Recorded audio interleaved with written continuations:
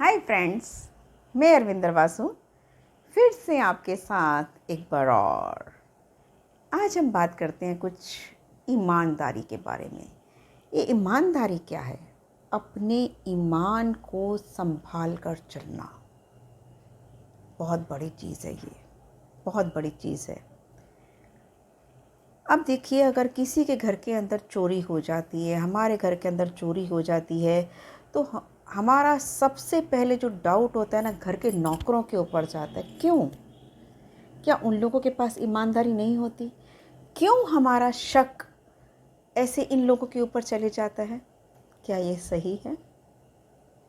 बिल्कुल नहीं।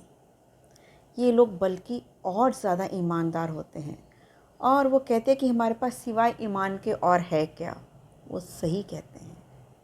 हमें उनकी बातों पे विश्वास करना चाहिए। इसी प्रकार से देखो, एक लड़का है मंटू, जिसका कि नाम है, और बहुत बहुत गरीब परिवार का है। रास्ते में खेलता रहता है, और उससे पहले जो है कुछ दो भाई, गांव का है दृश्य, तो दो भाई ट्रैक्टर के ऊपर जा रहे होते हैं, जो कि अपनी फसल शहर के अंदर बेचने के लिए जाते हैं। और अच्छा, एक थैले में काफ़ी सारे पैसे होते हैं। एक गड्ढा आता है, ट्रैक्टर ऐसा होता है, और बाय चांस वो जो उनका नोटों से भरा हुआ थैली है, वो गड्ढे के अंदर गिर जाता है, और इन दोनों भाइयों को पता नहीं चलता है। वही रास्ते से मंटू जा रहा है। मंटू के पैर से कुछ टकराता है, देखता है, अरे कुछ थैली है। देखता है तो उसके अंदर बहुत सारे नोट हैं। पहले वो सोचता है कि इसको क्या करे। फिर वो सोचता है कि अगर इतने सारे पैसे अगर किसी के भी खो गए होंगे, वो कितना परेशान होगा।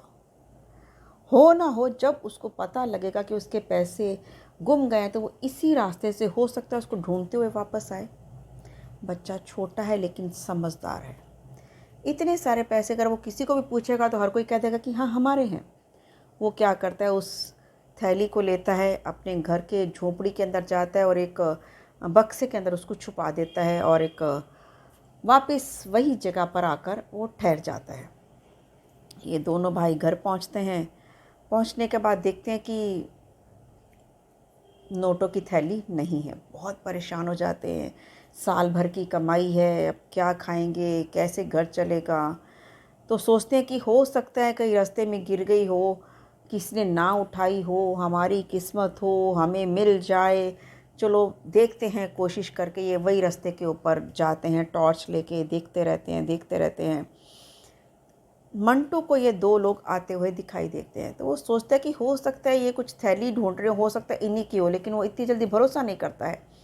वो थैली ढूंढते हैं, टॉर्च वगैरह यहाँ मारते रहते हैं। तो मंटू जाकर उनसे पूछता है, क्या ढूंढ रहे हो? कुछ नहीं, हटो यहाँ से।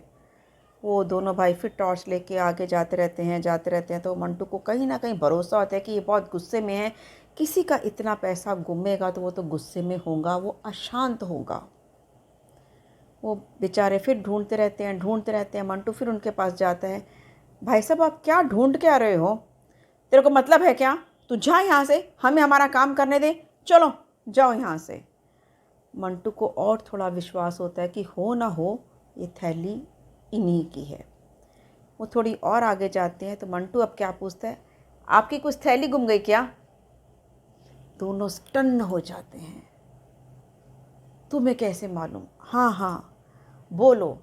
नहीं, पहले आप उस थैली की पहचान बताइए, वो कैसी है, वो कैसी दिखती है, उसमें क्या है।